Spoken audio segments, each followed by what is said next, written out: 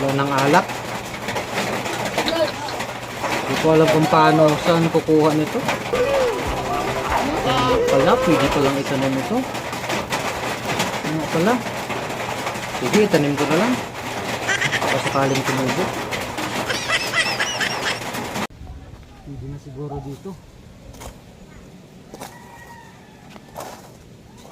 Wala man siguro makakakita nito.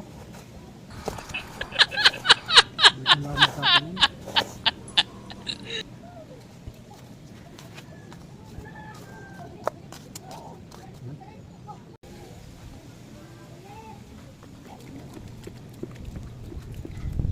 One eternity later.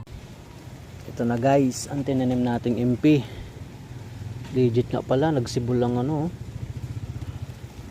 Kanyang dahon at bulaklak.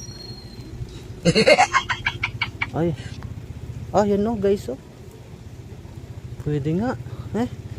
Atigas. Ayun. Ayun ang ugat niya. Yes, legit nga pala. Pwede. Talo! Sorry.